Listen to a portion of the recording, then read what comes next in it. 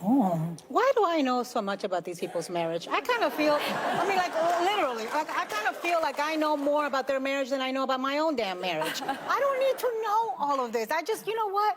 I just want to watch reruns of Fresh Prince of Bel-Air and Bad Boys, Bad Boys, Bad Boys. What you gonna do? Just leave this out of my head. I think she's having a relationship with her bank account. Because every time she needs to increase the ratings of the red table, every time she needs to sell books, she drops these bombshells. I find it unseemly. I find it smart. I will tell you this. I find it smart. Be careful of anybody who pretends to have a perfect marriage. Hey family, what's good? Apologies for being 5 minutes late. I was on the road running errands and I hit a little bit of traffic. Anyways, today's live, I'm excited about doing this live because, like I posted on Twitter and a couple of my other sites, there is so much that we can learn from the Jada-Pinkett Smith situation if we just stop mocking it long enough to pay attention to the facts, right? You guys know that I'm somebody who likes to be compassionately accountable. That's the term that I use, where I hold people accountable, but I don't do it from a place of mean-spiritedness. Hello, you're all coming in here very quickly. I appreciate that. Shout out to Carmen and Zeta and Reggie and everybody else.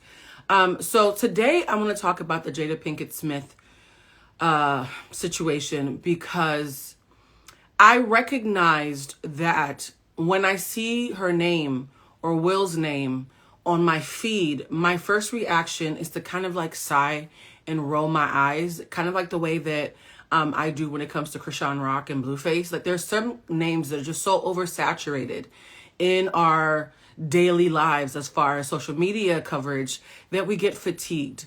But then I really stopped and thought about it the other night. I was talking to a friend about the Jada and Will situation, and I recognized that that wasn't fair. Now, the fatigue is valid, right? Because they are oversaturated in this market. But it wasn't fair to dismiss her just based... Oh, God, people are sending me texts. Please save this on YouTube. Yes, guys, I will be saving this on YouTube. When I sent out the message saying I was going live, you guys blew me up asking me to save on YouTube, but I will be doing that. But anyways, I realized that the fatigue that I feel around Jada and Will's coverage should not be conflated with the validity of the situation that they both find themselves in. So I did what I always do whenever I'm chin checking myself and others. I went digging and I did some research, right?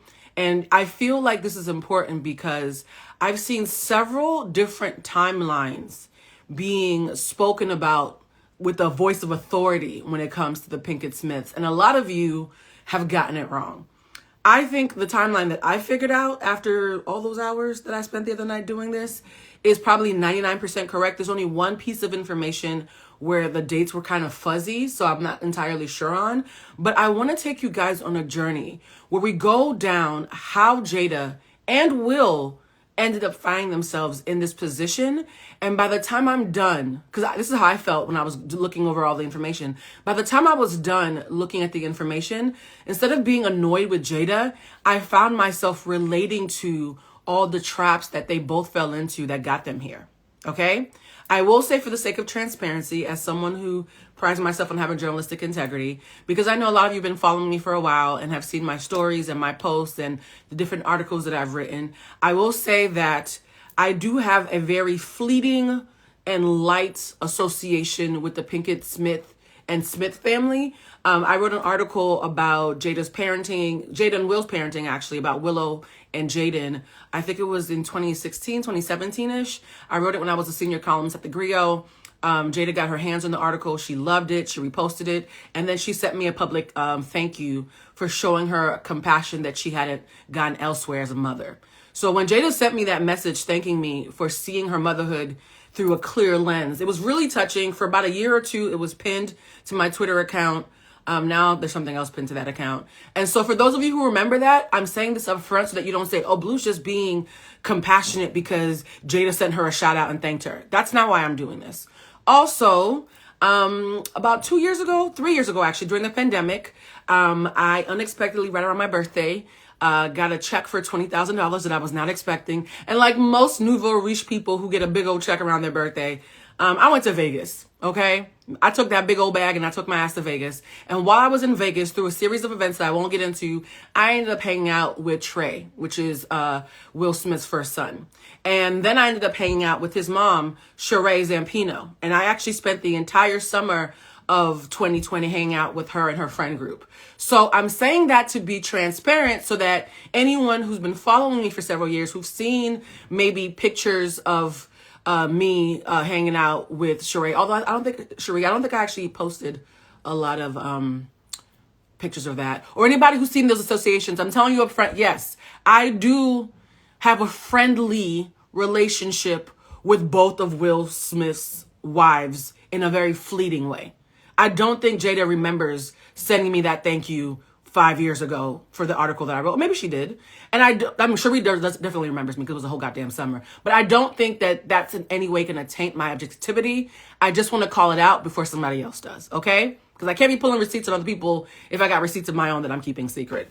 Now that I've done that disclaimer about my friendly association with Will Smith's wives, let's get into the timeline of Jada-Pinkett Smith, right? And the reason why this timeline is important, and you guys know whenever I'm doing research, I always look over to my laptop because I have copious notes. This is like 10 pages of notes that I'm going to try to encapsulate. It's going to be kind of like a story time because I want you guys to take the journey with her as a human being.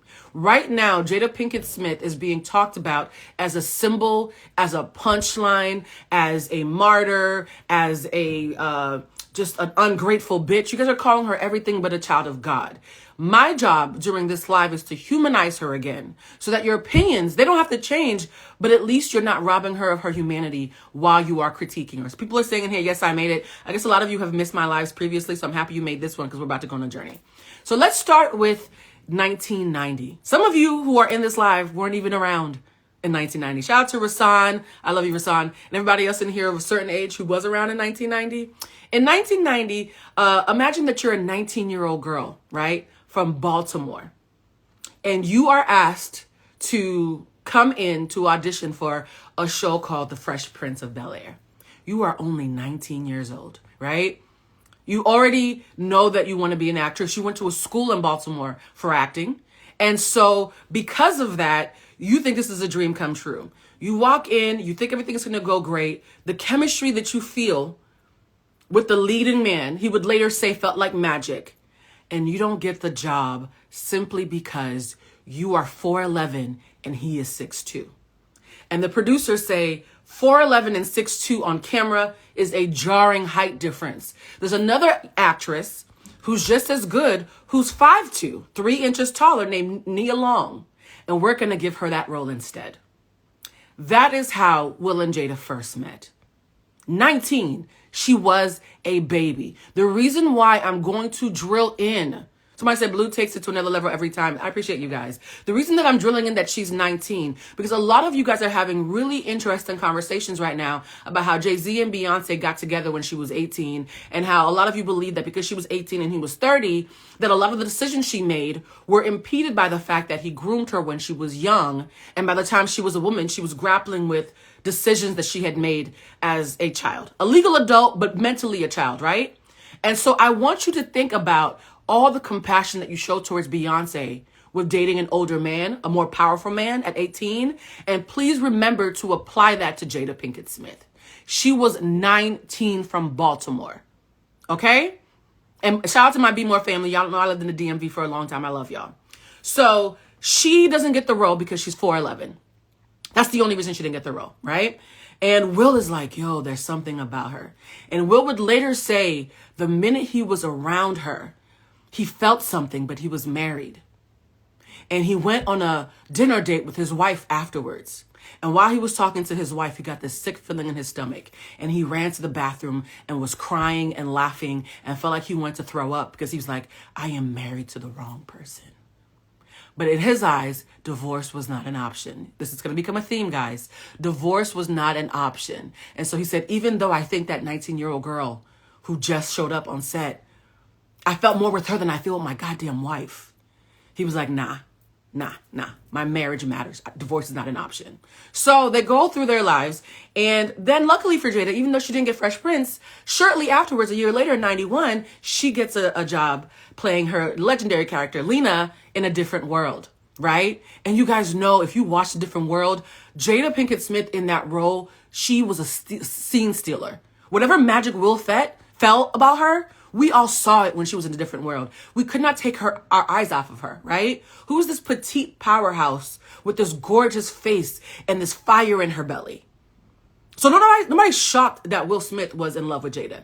Now, somebody said, I read his book. Yes, if you've read Will's book, read excerpts of Jada's book that have been released, and have been keeping up with Red Table Talk and Oprah and Us Weekly and People Magazine, a lot of the things that I'm saying to you, I'm going to put them in chronological order with the emotionally intelligent critique, and you're going to recognize that you already know most of this. You just didn't know how to encapsulate it, right? So somebody says, I love Lena James. Lena James was already, she's iconic, honestly. If you have not watched A Different World, please go check it out. So because she is 4'11", she doesn't get the role. There's A Different World from 91 and 93. And Will Smith, still married, is watching A Different World. Like, that's the woman that I wish I could be with. But I have a whole ass wife. At this point, right when Jada's about to end her stay in A Different World, Will Smith's wife, Cherie, gets pregnant and has their baby, Trey, in 1992. As somebody who spent time with Trey, I can honestly say he's such a nice young man. We were hanging out with him at the pool in Vegas for an hour before I even knew who he was. I was like, why does he look familiar? He's such a nice person. Like, he's a great representation of the parenting that Cherie and Will have done. I can honestly, sincerely say that. Somebody said, will this live be up after? I have to go jump off something in a few. Yes, guys, I'm going to put this on my YouTube. So let's go now to what's happening, right? These two love-struck people who, well, she wasn't love-struck. She wasn't checking for him. Let me not lie. Will was checking for her. He even had Alfonso Rivera, Carlton. He was like, yo, Carlton, do you know where Jada's going to be at? Even though he was married, he just wanted to be around her. She was minding her business, hanging out with Tupac. We're going to get to that in a second. So you're thinking, well, Blue, how did they end up getting together if he was married and she was off in Baltimore and then running to LA to do shoots? It all happened because of Valentine's Day. Now, there is some kind of disparity between if this was Valentine's Day 94 or 95. I suspect both of these things that I'm about to explain happened in Valentine's Day 95, but the thing that happened to Will might have been Valentine's Day 94. So I want to put an asterisk next to that because I've checked about 20 different sources and none of them can fully agree if it was 94 or 95. And honestly, it's been so long, I'm not even sure if Will and Jada remember anymore, to be honest, right? So in Valentine's Day 94-ish or 95 for Will, he is having this Valentine's Day and Cherie, who's a straight shooter, comes up to him and says, I want a divorce. And he said, absolutely not. And she's like, no, I want a divorce. He's like, but divorce is not an option. And then she said, so you really want to be with someone who's not in love with you? And he would later go on to say that her saying that felt like he had been kicked in the stomach, right? So it's Valentine's Day. Will Smith is a Libra. Y'all know I know a lot about Libras. Libras love love. And on the day of love, a man who's obsessed with love is being dumped by his wife, who he has a 2-year-old son with. Mind you, he's in love with Jada, but he still wants to invest in his marriage, right? So that Valentine's Day sucks for Will because he gets dumped. Fast forward to Jada. Her Valentine's Day. The same Valentine's Day, I suspect, and this is where things get really weird. On Valentine's Day, Will is getting dumped by his wife. And on Valentine's Day, Jada, best friend, Tupac Shakur, is being sent to Rikers Island on sexual assault charges. So the man that Jada-Pinkett Smith would later call her soulmate is being sent to jail, to Rikers, for a month before he got sent to the Clinton Correctional Facility, which is high security, right? So she's spending Valentine's Day crying because her best friend is being sent to jail. And Will is spending Valentine's Day crying because his wife just dumped him even though they have a son. That is what created the opportunity for where we find ourselves now. Because now Will's thinking, now, if he was healthy, he would think, I need to heal. I need to get some therapy. I need to work through all the shit that I kind of pressured my wife with. Because you would later find out that he pressured his wife into this perfectionism because he had an abusive father and he had this savior complex, right? He couldn't save his mom. He used to dream about murdering his dad. He even says it in his book. He used to dream about kicking his dad down the stairs, right? And he felt so powerless when he was watching his father abuse his mother. So when he became older and became a celebrity, he developed a savior complex, right? People with savior complexes convince themselves that they're helping you even when they're using toxic positivity to bully you. That point is important because it's not my opinion. Will himself has admitted this on several occasions. Okay? So this man with this savior complex is being told that the woman he tried to save don't want him. And instead of getting therapy, guess what he does? He picks up the phone and makes a phone call to Baltimore. Let me look at the notes. I want to make sure I get these words right. Let me see. During a 2020 episode of Red Table Talk, Will would share that he felt like being left by his first wife was the worst thing that had ever happened to him. His exact words were, and I quote, because this is where receipts come in, "Divorce was the worst thing in my adult life. Divorce was the ultimate failure for me. I've been hurt a lot in my life, but I don't think anything touches the failure of getting divorced from my 2-year-old son's mother. She hit me hard," he said of his first wife, Cherie. "And I was like, ouch, ouch. And I told her, no, you can't divorce me. And she said, so you're going to make somebody stay with you who doesn't love you?" And that's what made me let go. So this is the thing, right? Somebody said, no, this is how he explained it in his book. This is also how, you guys, a lot of things he said in his book are things he also said in Red Table Talk. Right? So I need you guys to understand that Will has been repeating the same story in writing, in interviews. In fact, so many times when I was doing research for this video, there were things that I was having to check my sources, like, did he say it in his book or did she say it in Red Table Talk? They've been consistent on the story in several platforms. That's why so much of what I'm sharing with you, hey Blair, people who are coming in, so much of what I'm sharing with you is public knowledge. So this 19-year-old girl is at home crying. Well, at this point, I think she was about 25 by now. This young girl who met Will Smith when she was 19 and didn't get the part because she was too short is now spending Valentine's Day crying because her best friend, the most important man in her life, has now been sent to Rikers. Will is crying because Cherie has just dumped him on Valentine's Day. And instead of going to therapy, he calls her.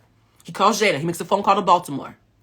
And the thing that's interesting about the phone call to Baltimore is he called her and said, "Are you seeing anyone?" He didn't waste no time. Okay? He wasted no time. He was like, "Are you seeing anyone?" Mind you, he's still married.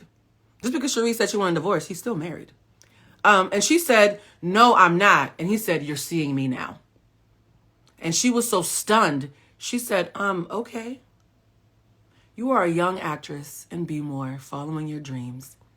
She would later say that when Will made that phone call, right, because Tupac had been sent away, and she had a long history of addiction in her family, a long history of depression in herself. She was so depressed and going through so much from Tupac going to jail that she started taking medication for her depression and was having one of those "I'm going to work on me" phases. You know when you go through a breakup or a heartache and you suddenly start doing a lot of self-care and suddenly you glow up because you're putting you first? She was in the midst of putting herself first for the first time in her life when Will Smith called her phone and said, "You're with me now. Let me know when you get to LA." Now think about it, right? You have this choice to make. Work on myself and continue to audition and hope that something hits, or go to LA to meet up with this superstar who's just told me he wants me to be his girl. I know what you guys would want to say, but let's keep it a buck. I have been derailed from my self-care for less. We all are, right? So this young girl who wanted to take care of herself and was on medication and grieving a really big loss is now being told, "Now bump all that, come to LA with me now." And so she did. She went to LA to be with him.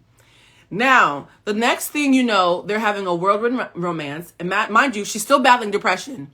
And she would later admit that the whirlwind of Will Smith's life, because again, he's a savior. He wants to be a perfectionist. He's obsessed with glamour. So he's getting her all these auditions and taking her to like red carpets and all these A-list things. And if you look back at videos of Will from back then, whenever she'd be on the red carpet, he'd be like, "Look at her. Isn't she amazing?" This man is affirming you in the midst of your depression and loneliness. Most of us would have taken that bait. Okay? So here's the thing. In the middle of this, she gets a call from Tupac. Tupac is in jail. He is devastated. And Tupac says, Jada, will you marry me? Tupac proposed to her while he was in jail. And mind you, this is the love of her life. This is her soulmate. And she said, I loved him with everything in my being, but I know him. He's my best friend. He only wanted to marry me while he was in jail because he knew that I was going to be his ride or die. He knew that I was going to be his rock. And I knew that he was emotionally unavailable. And as soon as he got out, he'd break up with me and break my heart. So I had two choices. Either I marry my best friend who I'm in love with, knowing that he's going to break my heart later, or I preserve our friendship and turn him down. So Jada turns down Tupac's marriage proposal while she's dating Will Smith, who's still legally married, separated, but legally married. 8 months after Tupac is put in jail, he's suddenly let out on $1.4 million of bail. And this was in October now, okay? So all this stuff had happened in around Valentine's Day. It's now 8 months later in October. And now Jada's like, wait a minute, this was not supposed to happen. My best friend who I'm in love with, who's supposed to be in jail and not an option, has just been let out, to everybody's shock. If you go back and look at the archives from the 90s, which I did, everybody was shocked. Like, how did he get out? Right? So Tupac is unexpectedly let out of jail only 8 months after he's sent in. And she is now in Los Angeles, part of an A-list it couple, right? And so now she has her legally married, like, successful Hollywood boyfriend and her best friend. And Will would later admit, and we'll get into that later, that he just immediately saw Tupac and knew that Jada loved him and would never be friends with him. Luckily for Will, by December 10th of 1995, he ended up getting a legal divorce, right? So just in time for Christmas, him and Cherie become legally divorced. And so that now him and Jada can yell from the mountaintops how much they love each other without worrying about any weirdness about him being separated. Now, the thing that's interesting about this story is you're going to recognize that people tend to act in cycles, right? This thing of Will not believing in divorce and trying to hold his wives captive even when they don't want to be with him. Is that sounding familiar, guys? It wasn't his first time doing that. So when you guys say, why she stayed with him? Why are we only putting the responsibility on one person? What's up, Lamar? Why are we only putting the responsibility on one person? This man has a history of seeing divorce as an divorce as not an option, right? It's something that creates nothing but failure and depression in him. None of you are talking about how she might have stayed married with this man for him. Because we're just calling her a whore, right? She's just a stupid whore, right? Not his new best friend who knows that he can't take another divorce. So when Tupac finally comes out of jail, now Jada's having to juggle these two loves of her lives. And unfortunately, less than a year after Tupac comes out, he is murdered. He's let out in October of 1995 and he's murdered in September of 1996. So imagine how Jada feels right now. All she wanted was to be left alone in Baltimore, to take her meds, go on walks, and be wild and free like a wildflower. That's all she wanted, right? The man that was emotionally unavailable, who she was in love with, is now been murdered. A murder that still hasn't been solved. And the man who wants her and who is courting her is really, really nice, but weaponizing niceness to bully her into doing things that she doesn't want to do. And she's caught up in so much of this, she stopped taking her meds. Okay? And because Tupac is murdered, of course, Jada becomes even more depressed. And in the midst of all of this, Will decides that she needs to be his next wife. So Will proposes to her in November 97.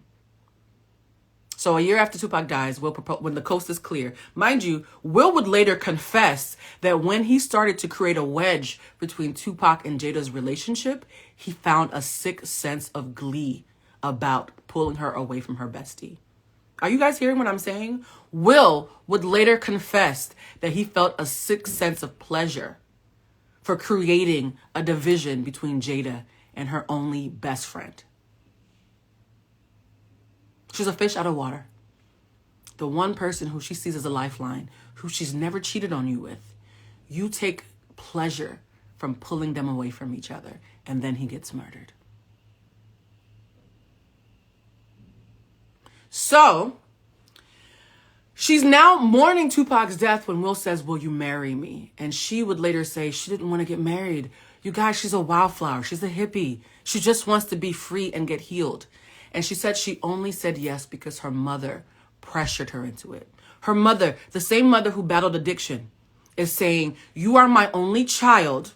This is my only chance to have grandchildren. You better marry that handsome, rich man who wants to take care of us. Her mother would later apologize for this on Red Table Talk. So this is not me making things up. These are things that have already been admitted. Okay? So Jada is like, fuck, I do not want to get married. But her mother's like, you better say yes. So she says yes. And the next day she finds out she's pregnant.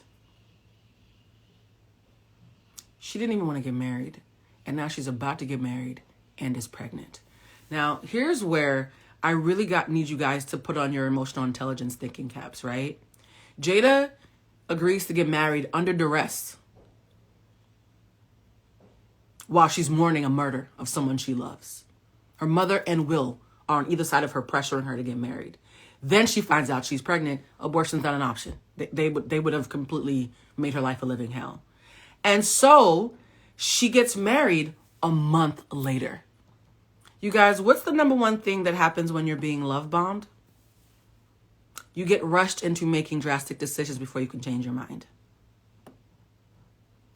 Will Smith love bombed her. I'm not saying he's a bad person because I've done plenty of videos where I explain to you that love bombing, even good people can love bomb because they're in a bad place. And Will was definitely in a bad place, right? He was running from his demons by trying to create this perfect life with the woman who kept telling him, I don't want any of this. But luckily for him, her mother was pressuring her, right? Because her mother was harboring her own guilt. Her mother was like, I robbed you of a good childhood because I had an addiction issue. I know that you were depressed. I know how you feel about Pac. But look at this shiny man promising us this beautiful life. Even though you're telling me that you don't want it, girl, you'd be an idiot not to do it. And now you're full of pregnancy hormones because she was 3 months pregnant at the time. So somebody said Will Smith has a history of love bombing. Will Smith himself would probably admit the same thing. And so Pinkett would later say when she was talking to people that one day we got engaged and the next day we found out we were pregnant. Pinkett Smith said that she never wanted to get married and only did it because she felt pressured by her mother to walk down the aisle. I was under so much pressure being a young actress and pregnant, and I didn't know what to do, she admitted. My first trimester, when she got married, was horrible. I was so upset that I had to have this wedding that I didn't want. I was so pissed that I went crying down the freaking aisle while I was getting married. So imagine this woman is in her first trimester of pregnancy and they're shoving her down, like she's literally being shoved down the aisle, kicking and screaming and sobbing because she didn't want to do it. And Will, if he was healthier at the time, would have said, hey guys, this is not how people get married. Instead, he stood there and waited for her to reach him. She was so depressed about being forced to get married to him and agreeing to get married to him because even though she was pressured, at the end of the day, free agency is a thing and she didn't make a choice. She made a choice under duress, but she did make a choice. This wedding happened on December 31st, 1997. She ended the year sobbing and crying at a wedding that she told everybody she didn't want. People in here are writing, oh my God, what a nightmare. Somebody said, wow, this has turned my wheels. Guys, this is all public knowledge. As usual, I am not making things up. I'm just looking at the facts through the eyes of emotional intelligence and just basic human compassion. Jada was so depressed about the wedding on New Year's Eve, 1997. There's barely any pictures. There was nothing for her to celebrate. Why would she take a lot of pictures? So then, after hearing her daughter's confession years later on Red Table Talk, Pinkett Smith's mother apologized. You guys know I always write things as if I'm writing an article because that's my background. Pinkett Smith's mother apologized for not respecting her wishes. And her mother, 30 years later, would say, I'm sorry that I didn't respect your wishes. I was being totally selfish. I had never experienced, I thought I would never have the experience of my daughter getting married because you were my only child. And I made it about that instead of making it about you, right? A year later, Jaden is born. A year later, Jaden is born. So not a year later, but 7 months later, right? Jaden is born. So now here she is, a wildflower from Baltimore who just wanted to heal and be free. And she is now married to the biggest celebrity in the goddamn world. Back then, guys, Will Smith was as big as like fucking Tom Cruise.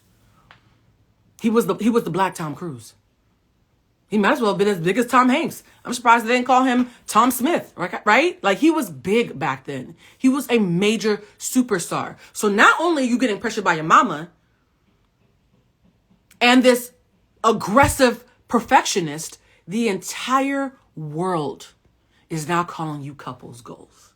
So if you tell anybody the truth, you are an ungrateful bitch. Guys, I really need you guys to sit with this for a second.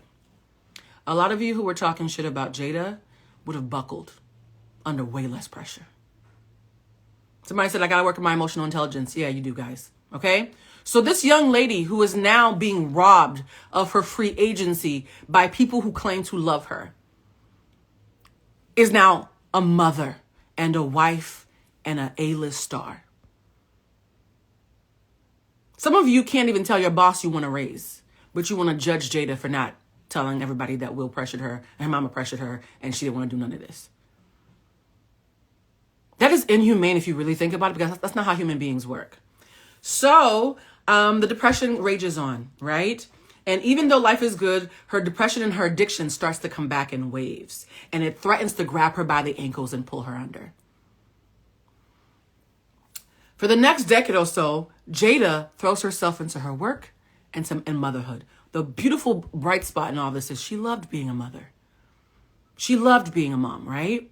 So somebody says the pressure to conform to society's idea of acceptability. Yeah, that's true. But society wasn't an abstract, guy. Society was lying in the bed next to her. Society was hanging out with her on Mother's Day, right? How many episodes did she do of Oprah and all these shows talking about, oh my God, you guys are goals? She would have lost money, her livelihood, and her sanity had she told the truth back then. Because back then, emotional intelligence wasn't cool. Black folks weren't even doing therapy back then, guys. Okay? I was there for the 90s. A lot of the support systems that y'all have now that make you think, oh, I would never do that, didn't even exist back then. So, for the next decade or so, she throws herself into all this. And this is where things get interesting. In 2013, now, it's been 20 years of her living this lie and being depressed and feeling like she wants to cause herself self-harm. Jada would daydream about ending her life. Because she was like, that's the only way I'm going to get peace. That's the only way I'm going to get peace.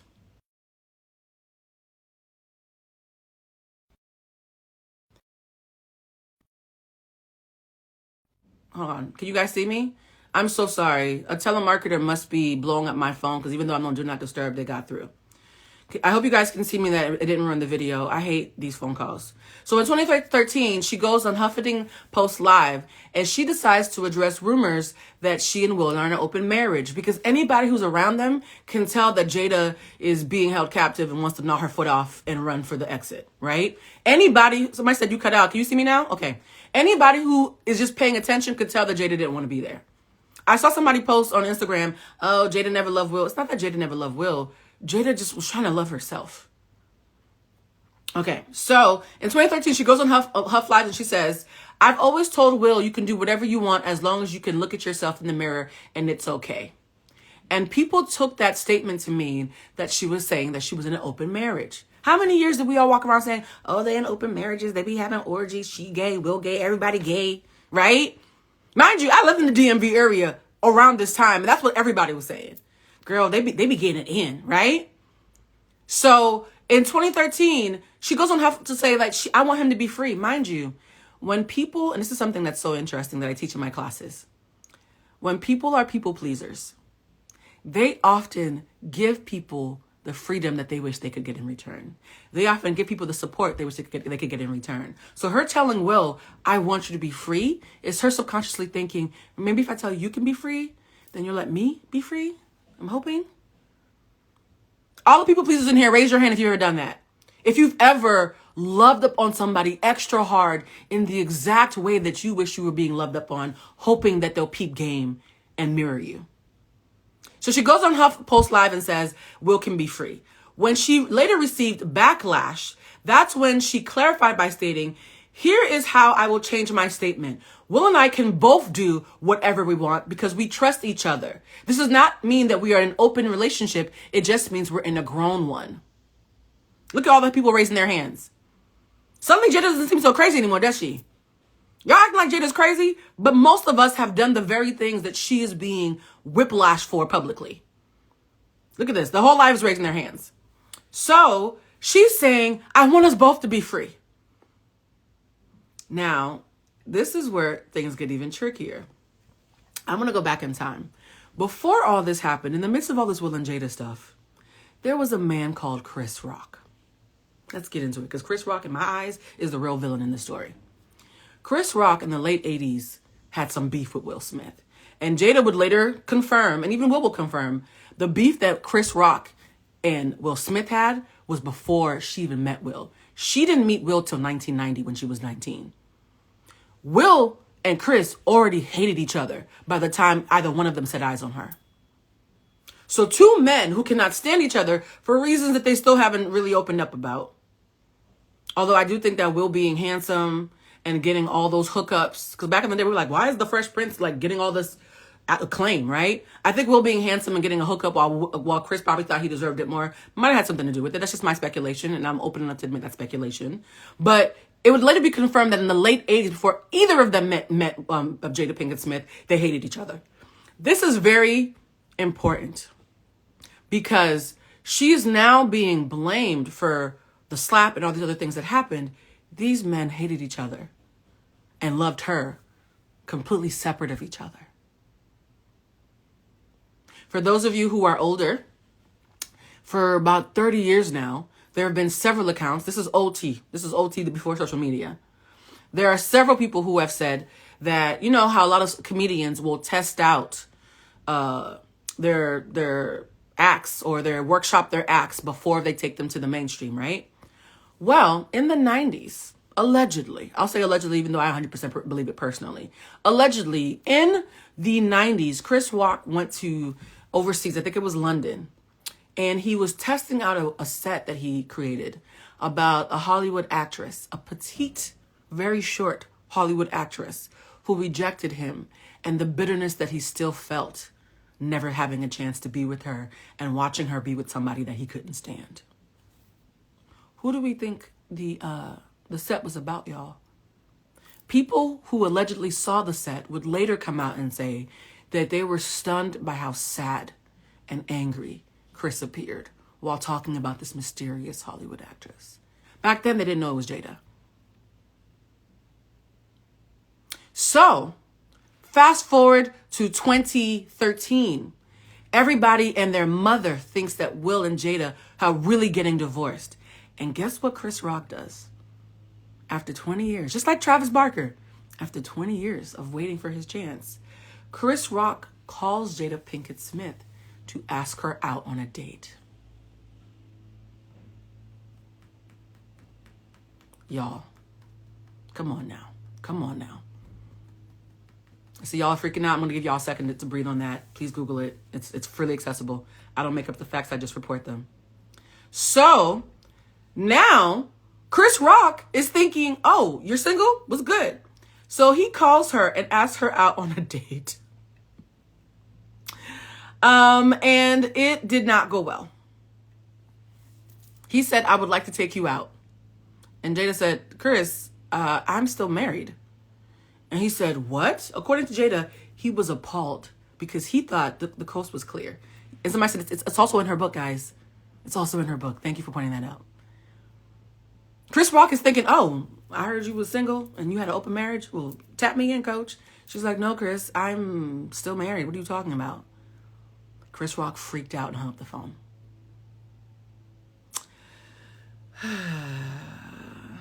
All right. This is where shit gets funny. So we now know that in 2016, Jada and Will, she'd had enough. And she's like, Will, you told me that divorce makes you super depressed. You told me that you don't think you could survive another divorce the way what you went through with Cherie. And because we are friends, we are business partners, you are my family. I can agree to go along with the fact that you cannot stomach or survive another divorce because my children still need their father. But can you just set me free?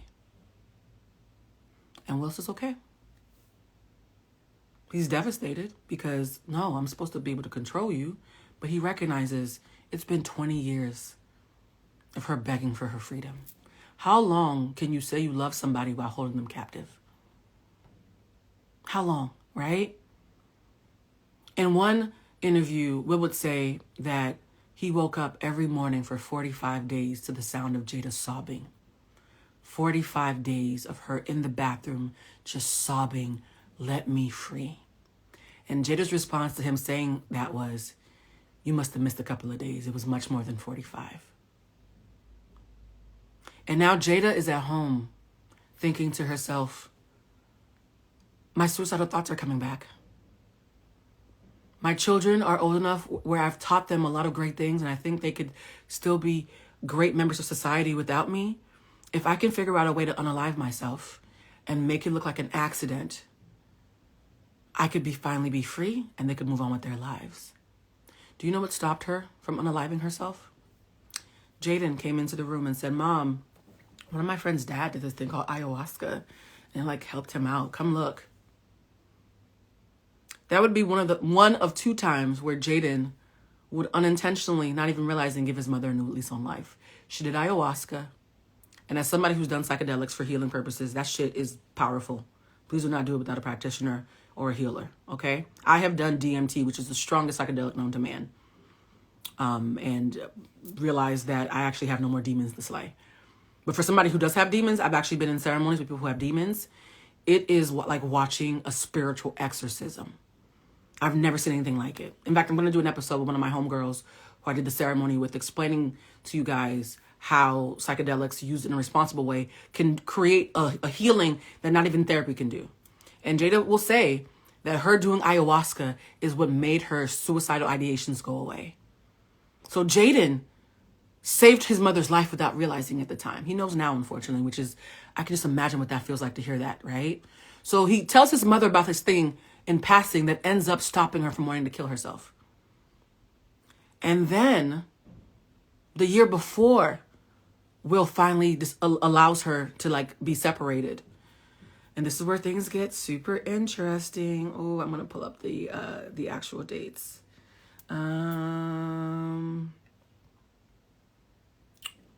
August. Okay. They were in London in 2015. Oh, this is so interesting. They were in London in 2015 for a festival where Jaden and Willow were performing. And the alleged situation of them being there, it was like June 28th to like July 5th. It was in London. And at that festival, reports are saying that Jaden introduced his mother to a young man named August Alsina. At the time, she was 43 and August was 22. And there are some conversations that I will have at a later time about abuse of power and age gaps, and how even if you're relating to somebody who is younger than you, if they're younger than 26, only one of you has a fully fleshed out brain, right? So August was 22. Because he'd been in the industry, he definitely presented older. Now, here's the thing that makes it interesting. August, with all his angst and his beauty and his depth, reminded Jada of Tupac.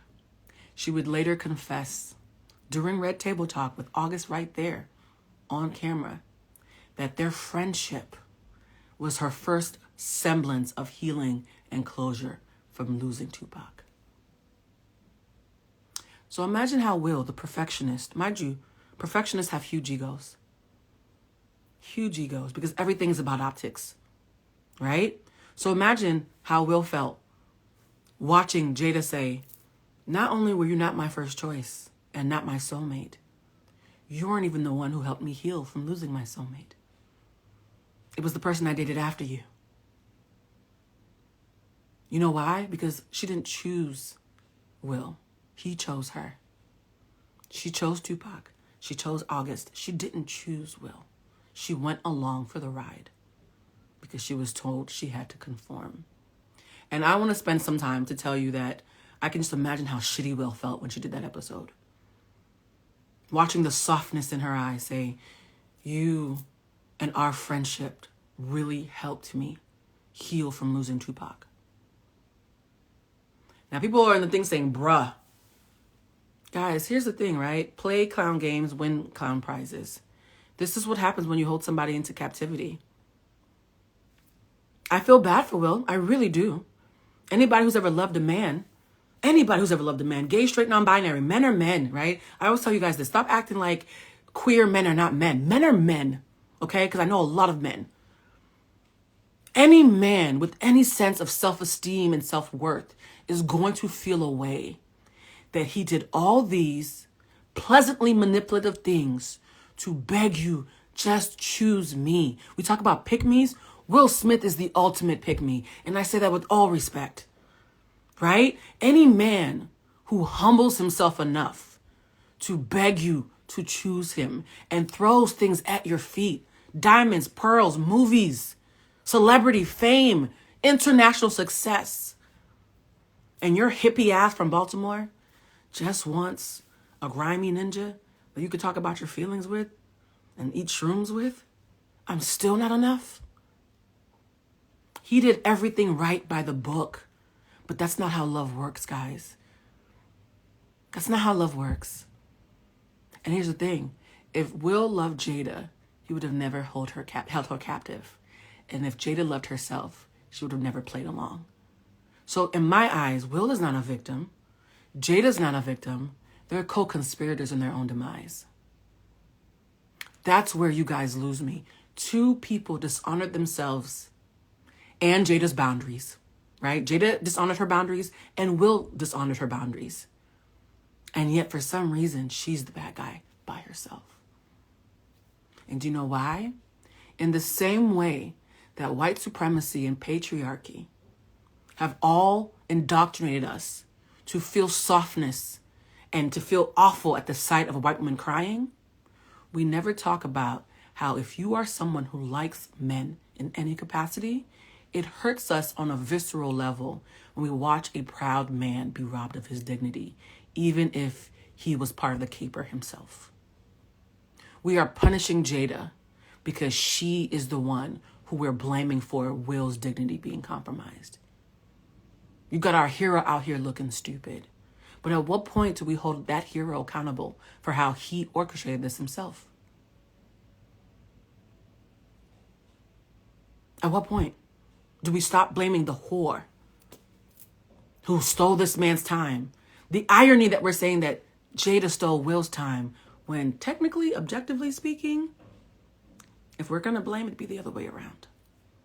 And despite him eating up 20-something years of her life, she still loves this man as her best friend. The one thing that Tupac taught Jada that Will is benefiting from is the fact that Tupac taught Jada how to love a man who is not available to her. If it wasn't for her relationship with Tupac, she wouldn't have been able to stomach what she is now gifting Will. Somebody said most black men would rather die than hold Will accountable. Well, here's the thing, guys. I don't do gender wars when it comes to accountability. I come on here and drag women all the time, and I'm a woman, right? My thing is right and wrong is wrong. And blaming one person, blaming the person who's been held captive. If you're going to blame people, blame both. But if you're going to blame one, the captive is probably not the right person, right? Or better yet, how about we blame nobody and recognize this is human beings doing human shit, and recognize this is a cautionary tale that tells you what happens when you don't self-advocate. All right, let's get back to the timeline. Okay, so poor Will not only, and I'm putting poor Will in quotes, poor Will, not only was he not her first choice, he wasn't even the one who helped her heal from the first choice. So her and August start dating. Will gave August the blessing because August is like, you're telling me you're separated, but this is Will Smith. August, and then Will's like, nah, we separated. You're cool, right? Somebody said, Blue, you're spitting. I was so confused as to why everybody's just mad at her. Patriarchy, it's a thing. And mind you, patriarchy also hurts men. Patriarchy hurts men because if men were allowed to acknowledge that they're emotional and they're not just logical, that whole men are only logical, women are emotional bullshit. All human beings have emotion. If men were allowed to feel and admit that they feel, they wouldn't be so jarred and dismayed watching a man feel the consequences of his actions. When we watch Will Smith crying and hurting and sitting across from Jada at the red table, gutted, rather than letting him sit in his feelings, we need a devil to blame. We need somebody to be angry with, because anger is a blanket emotion. and it's often covering up sadness and frustration and discomfort. We're so uncomfortable watching Will be accountable for the life that he co-created from the fallacy of perfectionism. We're so uncomfortable with that, we rather blame her than let him sit in the bed that he made. I'm not absolving Jada. She created her own bed as well. But I'm not cool with us blaming her for his bed. He's a grown-ass fucking man. All right. So anyways, fast forward to April 2019. August releases a song with my birthday twin, Kaylani. What's up, sis? 424. And the song's called Nunya. And in the song, August is talking about breaking up with somebody. And he shows a text message. And the text message has a girl named Corin. Corin. Would that be Corin as in Jada Corin Pinkett Smith? So after Jada and August break up, he releases a song and has her fucking name, her middle name that nobody really uses, in the video. He also uses a GIF that looks just like her in the video. And the lyrics say, and I quote, "You got me feeling like it was an act because you're just an actress. Putting on a show because you don't want the world to know that you lost a man who's loved you all along. Baby, couldn't we just let this go?" So now she's broken up with August and he's bitter. And he's also going through his own mental health struggles. And again, what do people who are internalizing misogyny do when their feelings are hurt? They get mad and they lash out, right? And when they ask August, this is about Jada-Pinkett Smith, because I think that's her middle name. And the emoji in the video looks just like her. And weren't you just shown on the red carpet at the BET Awards in 2017 with your arms wrapped around the small of her waist? Google that picture, guys. That picture looked like they had sex right before they took it. So people are like, is that about Jada? And August says, nah. Because he suddenly remembers that he might have signed an NDA. Next on the timeline is a year later, June. Because I love dates, guys. June 30th, 2020 is when the entanglement finally unravels. And while promoting his upcoming album, The Product 3, that's when he opens up about being with Jada. And Jada's first response is, it's absolutely not true. She lied. And she lied because at this point, this is not about her. Guess what, guys? It hasn't been about her for 30 years. For 30 years, she's been told the family comes first.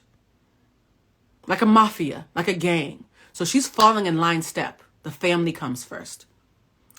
And then eventually she recognizes the jig is up. They know it's me. They know I'm Corin. And that's when she admits, hey guys, I think I'm going to have to take myself to the red table. And that's when she calls Will at his house and says, hey babe, the jig is up.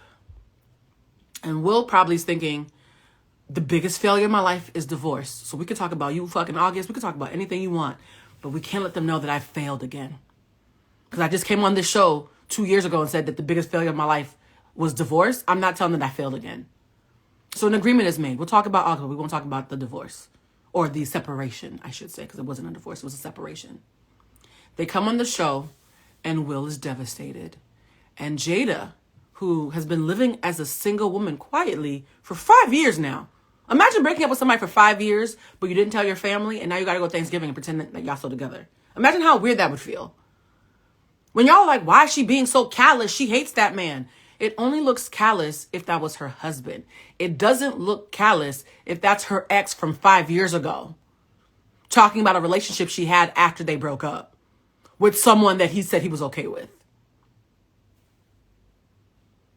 What y'all must look is her being lackadaisical, with her saying, me being your wife and this being dishonorable is not my lived experience.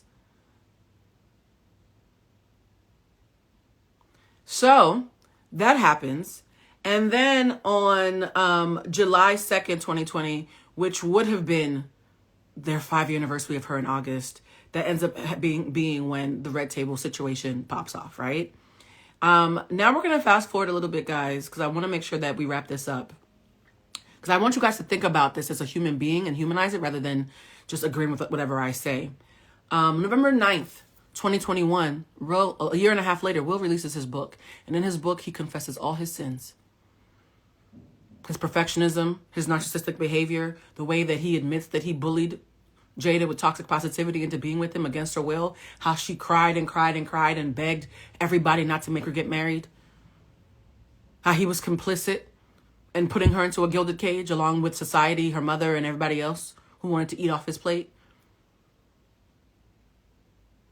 And for those of you who are like, why did they stay married? How many black people in the black community got cousins and uncles who are separated for 20 years and still legally married but got a whole other girlfriend? This is not, y'all pretending like this is uncommon in the black community's cap, so I'm not even going to get into that. I got about 3 uncles that I think might be legally married to somebody I don't even know at this point. So the book comes out and we all, even though Will admits in the book to being manipulative, guess what he's met with? Compassion. Oh, you poor thing. It wasn't your fault that you held Jada captive. It's because of your daddy issues. You poor thing. Oh my God. It wasn't your fault. This man admits in black and white to being manipulative and holding someone captive, and we feel bad for him. She now admits in black and white, yeah, I was held captive, and we want to call her a whore and cuss her out. Why do y'all think that is, guys?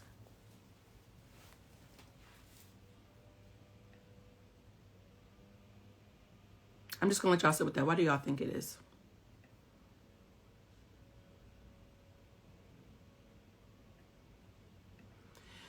All right. There is a last bit of this, because I think Chris Rock is the bad guy in all this.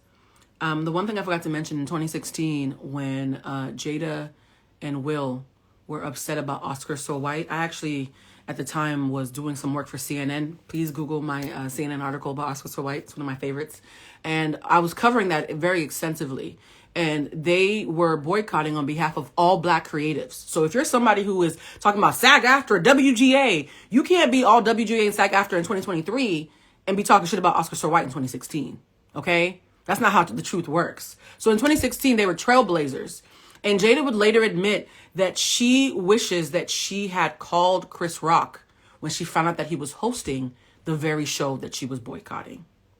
But she didn't. She said, hindsight is 2020. I was so busy fighting for me and other black creatives and Will and other black creatives, it didn't occur to me that I had to call Chris. And I can tell that if I had called him, he probably would have been less hurt. So the Oscars goes on. Chris Rock goes on stage. And what does he do? As a black man who is in a room full of non-black people while there are black protesters outside, and the girl who you were in love with in the 90s, who married that man that you have hated since the late 80s, the girl who you asked out on a date a couple years ago and was mortified to find that she was still married, what do? You make a joke about her in front of all her peers and make her a laughingstock while she's fighting for people who look just like you in your industry. And here's the thing that's interesting. Jada can admit, damn, I wish I had called Chris when I found out that he was hosting to let him know that this is about the Oscars, it's not about him.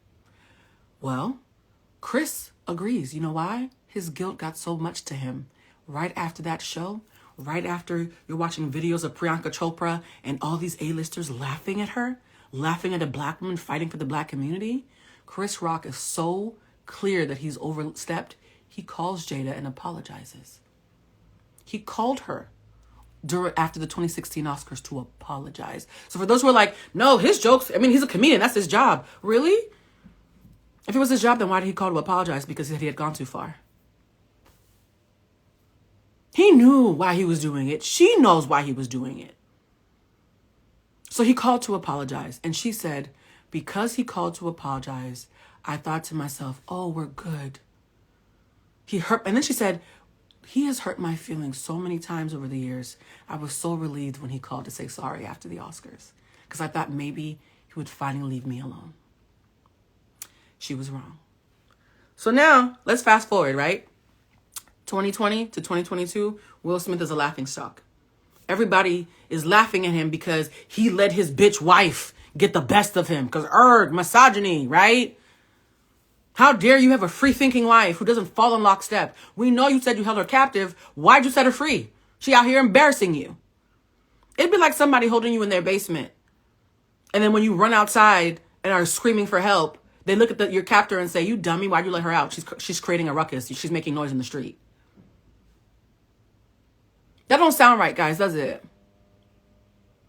So for 2 years, Will Smith, who's already admitted he has a fragile ego, is getting pummeled and pummeled and pummeled in the press. And he's separated, but nobody knows. And he gets nominated for an Oscar, the highest award in American entertainment. And him and Jada think, you know what? Your whole career, the 30 years that I've given up my freedom has been to build up your career and this persona that we created. This night is the culmination of our biggest dreams. Even though we're not together anymore, let's make a night of it. She puts on a beautiful green dress. He puts on his tuxedo, and they go to the Oscars because after 2 years of being clowned and robbed of his dignity just because he's a black man who dared to have feelings on camera, they're thinking this is a bright spot. This is the one night where we can finally have a W in a sea of L's. And what ends up happening, guys? They sit down in the front, and here comes Chris Rock. And Chris Rock is doing a set, and he's looking at Jada. Jada, who never gave him a chance. And he's looking at Will. Will, who's been the punchline for all these months and who she's still rocking with. And he proceeds to make a joke that has nothing to do with the rest of his set, and that's not even funny. We all know what happened after that. So Jada's sitting there like, ooh, Will's getting up. Is this part of a skit? Did they make up and I didn't know about it? She would later say that when he sat back down is when she finally realized it wasn't a skit, when he started swearing. And when he said, you know, keep my wife's name out your fucking mouth. She said she was stunned. She said, wife, wow, we haven't talked about each other like that in like 6 years. You guys, your ex calling you their wife would be jarring. Even if you were lying to the public, it would still be jarring. And then he sits down and you're thinking, they're all going to blame this on me. They're all going to blame this on me. 2 men with big egos fighting over you, and yet you know they're all going to blame it on you. You guys, how do you think that felt for her? For those of you who are saying that she's disloyal, I'm looking at my notes, but for those of you who are saying that she's disloyal for not upholding his honor, you just created a spectacle in my honor, knowing that I'm always the bad guy. How is that helping me? You ever have a friend who is trying to have your back? I'm just looking over my notes while I'm talking to make sure I didn't skip anything. You ever have a friend who is looking out for your back and they start cussing somebody out on your benefit, but they start saying shit that you would never say? And they start doing shit that you would never do? And now, even though they have your back, they're actually making things worse? Do we really think it's disloyal to admit that they're making things worse? So I'm going to end this here, guys. I just want you guys to recognize this is not me caping for Jada. This is me humanizing her. If you think me humanizing her makes her more sympathetic than you're comfortable with, then I need you to think about, why does your perspective need somebody to be dehumanized to make sense?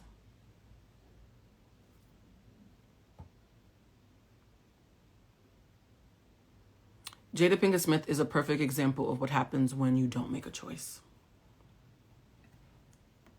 I'm going to make sure that you guys are talking in the chat right now.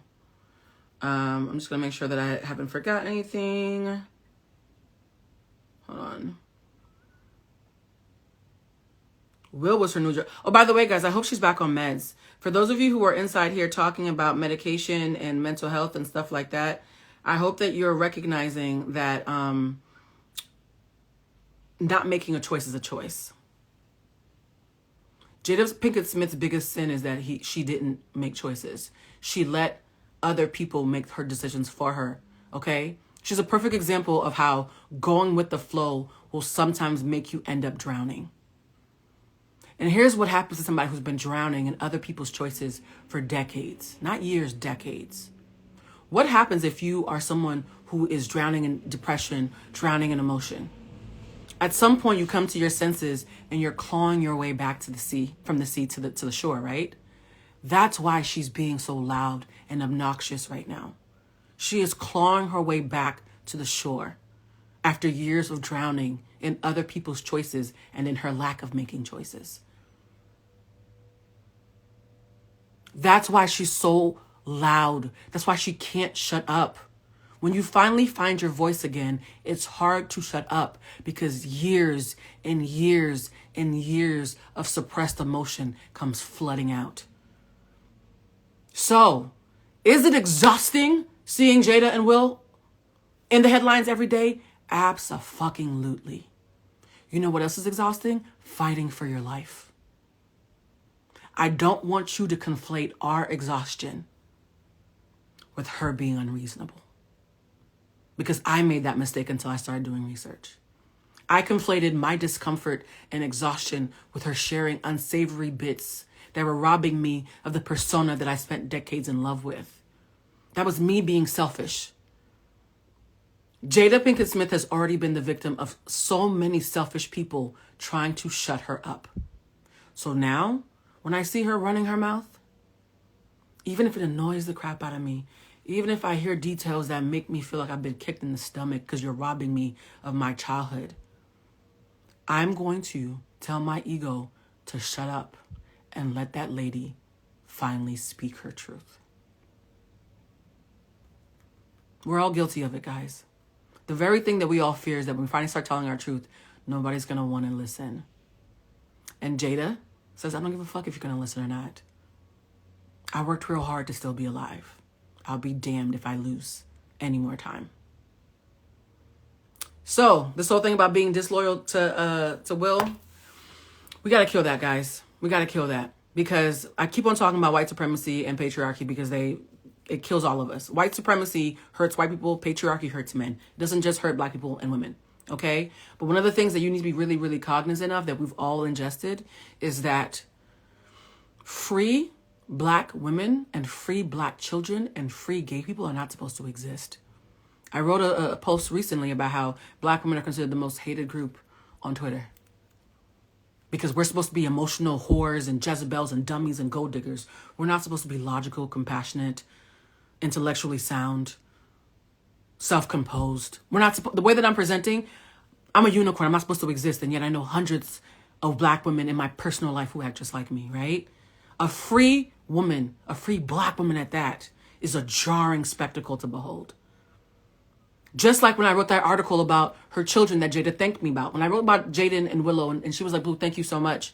It's because I recognize that free black children are also not supposed to exist. We've been told from a place of pain that back in the slave days, yes, everything goes back to slavery. It's the gift that keeps on giving. Back in the slave days, if a black child just acted like a child and displeased the white person, they could be murdered.